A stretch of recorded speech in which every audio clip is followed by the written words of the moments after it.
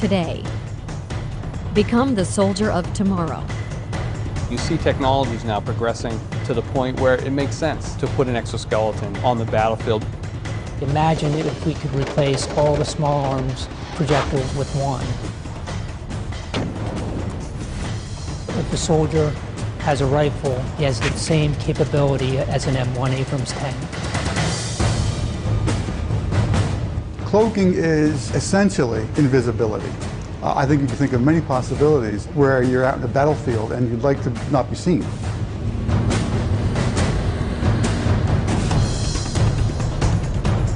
Making warfighters and their gear lighter, stronger, and safer with more firepower. Ensuring America's future soldier is a decisive weapon.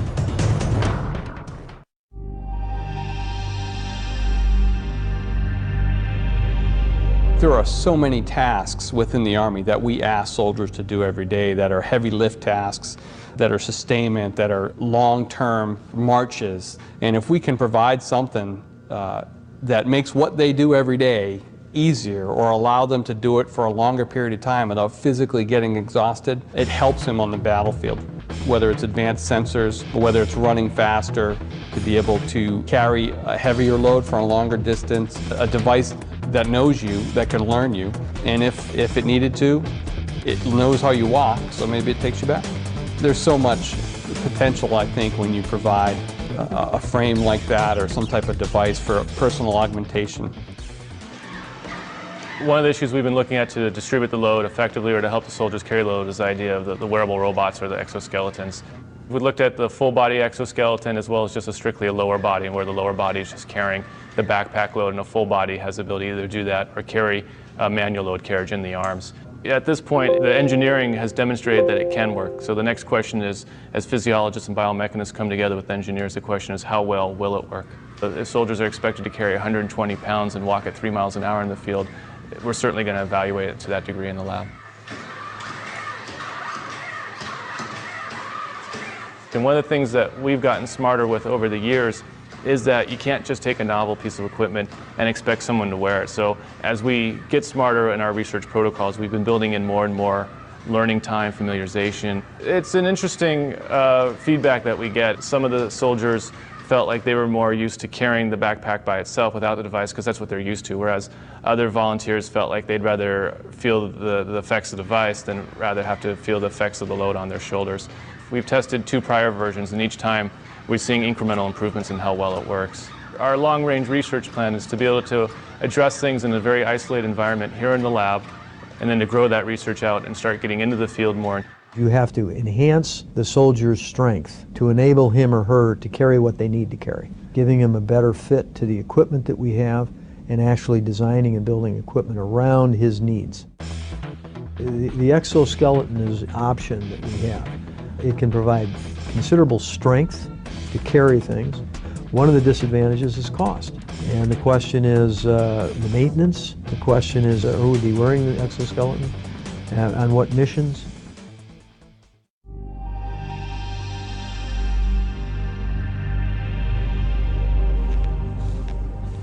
While soldiers need strength and endurance on the battlefield, there are times when they also need stealth. Camouflaged uniforms can help soldiers move undetected when the mission calls for it.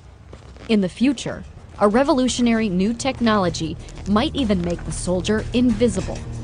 If I were to make myself invisible to you, what I would do is I'd get a cloak. And the cloak would consist of a cylinder that I would put around me. What would happen is the light coming from the wall back there would hit the back of the cloak, come around, and then go right to you. So you would see basically right through me. With metamaterials and the new kinds of materials that we are developing, we are able to control light as never before. It's like a whole new ball game. You start with some sort of given material like silicon, let's say, or something like that, and then you embed it. You embed it with small nanoparticles or tiny gold rods or maybe even tiny slivers of semiconductors. Now, by making these metamaterials, we're able to control light in these new ways. All the textbook things you read about light are now wrong. We can do things that beyond all these limits. So what we have here is actual experimental data of a working cloak. This works at microwave frequencies. This region here is what you're cloaking? So this region inside is the cloak, what would be cloaked, and this out here is the cloaking material. This is a truly invisible device. It's not just transparent like a piece of glass, where you can see that there's a piece of glass there because it distorts the scene behind it. This actually perfectly reconstructs everything.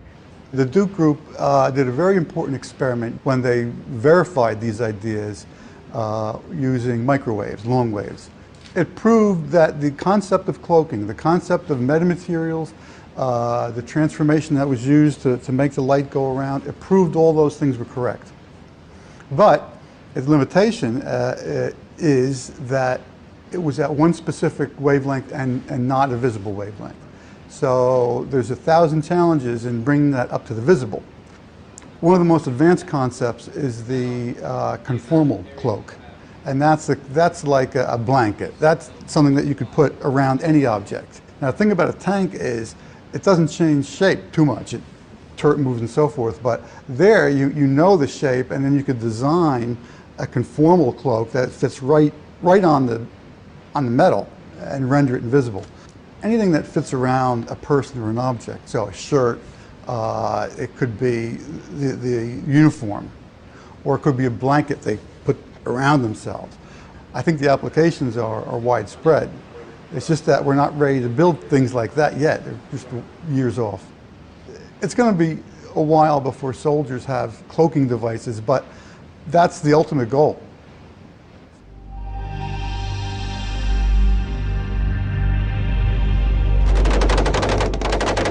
Imagine if we took, all the small arms projectiles that the Army uses now, and we hand one small arm projectile to the soldier, okay, with one weapon system. Just imagine what that would do for the Army if we could do that. And imagine a projectile 10 to 20 times more powerful than anything used by today's soldier. To get that bigger bang, Army researchers are trying to develop a new kind of explosive, using what they call disruptive energetic materials. Currently, we're exploring materials that you normally would not consider to be explosives, such as nitrogen or hydrogen or carbon monoxide. These are materials that we're planning on putting in the Army capabilities within 15 to 20 years, so far-term research. They're testing the use of lasers as a possible way to trigger the awesome explosive potential of these exotic materials. We're also working on materials that have what we call dial yield performance. That is, the soldier himself could decide what type of performance level he wants out on the field, where you could have one explosive doing the job that we have several explosives doing right now. The soldier would be able to control that effect in the future. He could potentially use that round against an armored vehicle to destroy it. Take it to the far extreme, we could also have non-lethal capability into that round by just understanding and controlling those materials. This is a whole new class of materials that if we do it correctly, it's a game changer. So one of our other challenges is being able to hit the target every time. That's our future vision. Every time the soldier pulls the trigger, he hits the target. So our focus is developing the technologies that will allow those precision-guided munitions to be produced at a very affordable cost. For the shoulder launch systems, we're looking at literally shrinking the capability that you would get out of a tank or an artillery round today into something that a soldier could launch from his shoulder. Another huge challenge for us is engaging targets in urban environments between buildings. So a system like this would allow him to shape that trajectory to fly up and over and actually come back into the reverse side and then tailor the effect, the warhead effect itself.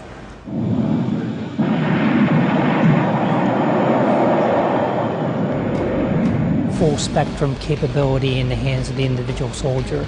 Tank-like lethality. So one round that would replace many, many rounds is where we see the future of lethality going.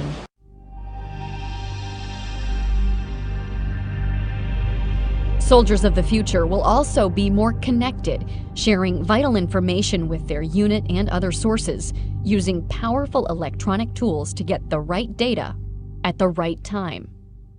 You have to limit the information to what the soldier needs to function. Situational awareness will be coming to him from sensors. He has to have his own sensors. Just getting into a good position, over. We've got to make sure not only soldiers can talk to each other by voice comms and by messaging.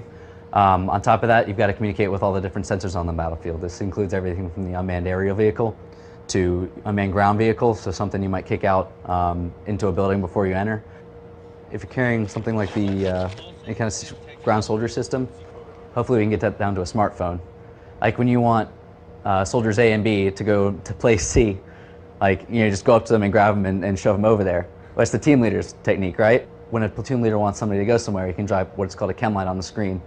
That tells them instantly where to go. So when a platoon leader wants two squads to maneuver, you know, kind of around building X and the other one to come up to the front of building X. So with the screen, hopefully you'll just be able to say, you here, you there.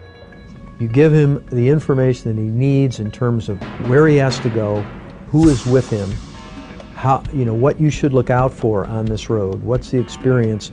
You would be able to sense infrared, sense in the visible, have a receiver for your radar. You could put the optic, slide the optic off of your helmet, and the optic would tell you there is an unknown at 800 meters to your front, moving from left to right. So he could see the target, he could gain instant advantage in terms of situational awareness. He's got all the information he needs in a very compact form, either on his wrist, on an optic that comes across his face. Those are the kinds of things that would make his job much easier. For the most part, our target audience, it really is the individual soldier. That typically is, again, looking at developing the beginning stages of technology that is, for the most part, going to be used by the soldier on the ground. You can have applications that enable you to plan new routes in a more efficient manner. Ways in which you can display information coming from a forward operating base in a more efficient fashion. Or custom tailoring displays and custom tailoring technologies to the individual roles within a squad. So instead of everybody getting everything, then you have the right information in the hands of the right people at the right time. And all of that kind of builds together to make the soldier more efficient. As a result, we're looking at the brain and the body in the context of the mission. So we are really concerned with the soldier and their environment. And researchers are exploring the use of sensors to tap a soldier's brain power as a way to monitor and even improve their performance. These systems, by their nature, have to be located on the head, which means they have to be located under a helmet. When a soldier is subject to a blast or is subject to a ballistic event, a bullet that hits them in the head, well, those pieces of metal that would be inside of a helmet then become secondary projectiles. So any type of design that is dependent upon metallic sensors probably not going to be able to be deployed in helmet, in battlefield types of situations. So some of the things that we've been working on are foam-based sensors. So sensors that use conductive fabrics and conductive foams that can actually be part of the protective element of the system, and then they can actually be integrated with the foam padding of the helmet. It's critical for us to get the best sort of measurements that we can. So some of the sensor work that we're doing right now is really aimed at getting those measurement capabilities to a point where we can actually really use them in the real world as our soldiers are moving through urban operations, moving through cross-country terrain. And sometimes we can pull off signals from the brain that are that signify when when a person has, for example, identified a target and may not even be conscious that they have. The future soldier might even have the ability to control a computer device through a direct link to the brain, hands-free. One of the more straightforward applications that we can think of is how can we utilize brain signals to actually directly control our interactions with the computing system. The approach of brain-computer interaction technologies is to design systems that function naturally with the way in which soldiers' brains function, to effectively perceive and process information. when you actually do these types of brain-computer interaction interfaces, trying to take away the burden of manual interaction with the computer system, well, you know, it's actually quite effortful. So some of the things that we can do in the laboratory, obviously they take some time. Army researchers are also focusing on new ways to keep the future soldiers' high-tech gear powered up and ready. You think about the soldier, you know, people are thinking about the soldier, what power requirements he has. You think about there's computing, there's communications, there's displays, and I think all those arenas there's potential for reduced energy demand. We're trying to get to a 5-volt battery. That would potentially extend the capability of the battery by roughly 30%. Translate to soldier, you know, roughly 1/3 less batteries you'd have to carry, or 3 times mission duration for the same battery. A lot of our stuff right now on a sort of standard soldier gets powered by its own battery bit, not all of it, not like all of the communications, for example. How do we go ahead and try to integrate all of those power sources, maybe into one common power source, or you know, do some kind of breakout of some powered by each individual battery and some powered by a central power source? And what are the problems if we think even bigger than that and say, how do we power a mission? And how do we get a small combat unit or tactical small unit? How do you distribute power among that squad? And how do you distribute parts of a power generator or something among that squad? You're losing some individual capability. The Army is putting together a doctrine called operational energy. And part of the doctrine says, hey, I want to be able to use energy more efficiently, reduce reliance on, you know, fuel and recharging and battery resupply.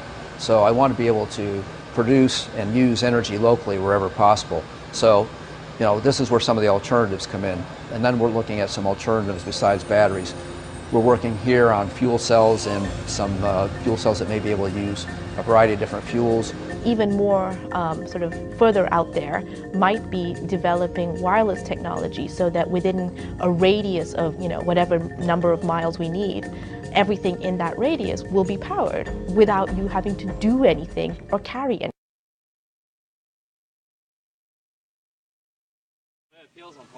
One of the things we realize is that the soldier is not a person who can carry any weight you want to put on his back. A person has limits in terms of his endurance. You know, our job is to really increase the capabilities for the soldier, but reduce the weight at the same time.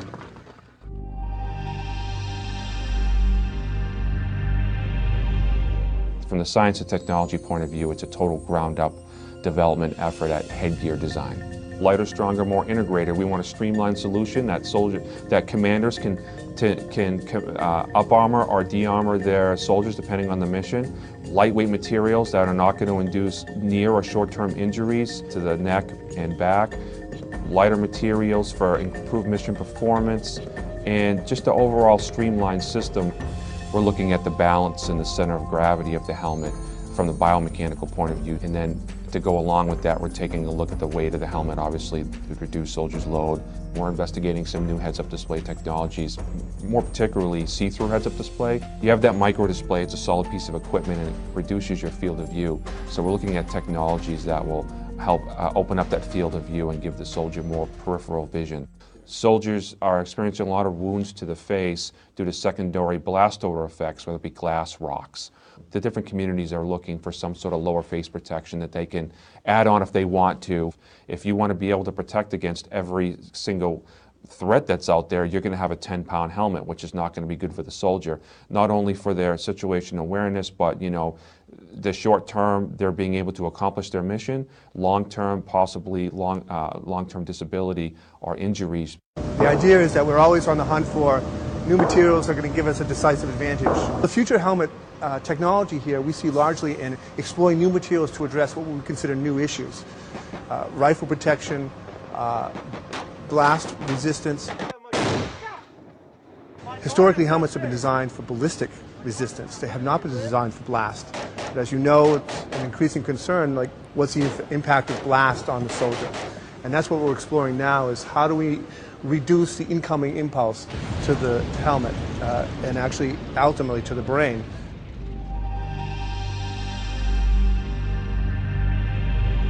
What we find is the enemy picks the areas where we're most weak. And one of the areas that we're weak is the protection of an individual soldier. We have armor that we put on our soldiers right now that are rigid and stiff, not very comfortable for them to wear. We'd rather have all flexible, conformable armor. There's always a desire to engineer conformal, flexible, comfortable armor. And any additional tools we can come up with to help in that pursuit is going to be beneficial. A shear thickening fluid means you have very small particles dispersed in a liquid. So these are very small, very hard, smooth, spherical particles. And what's really interesting about this is this, by volume, is over 50% solids. So over 50% of this is solid glass. If I take a stick here and very slowly go in and out of the fluid, I can kind of go in and out. But if I jam it in there, I can't penetrate into the fluid.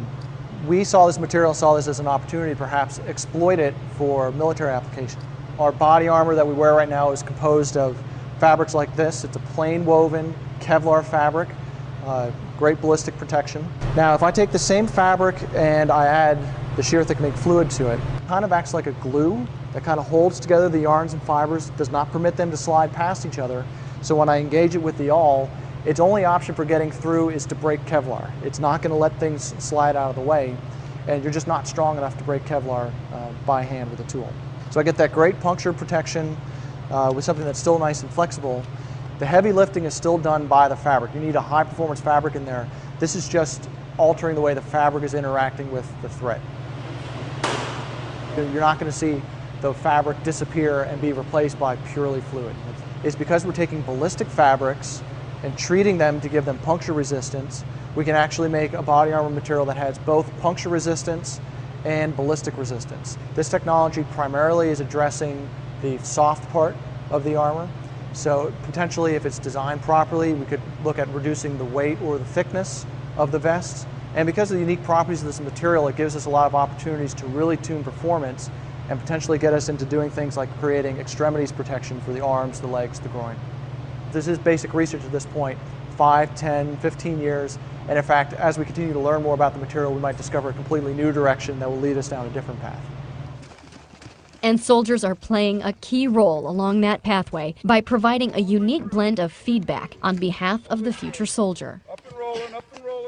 An HRV is a human resource volunteer. We go and recruit these soldiers out of their schoolhouse, and we just tell them what we are about, tell them that they can come here and just be volunteers for certain programs that we have.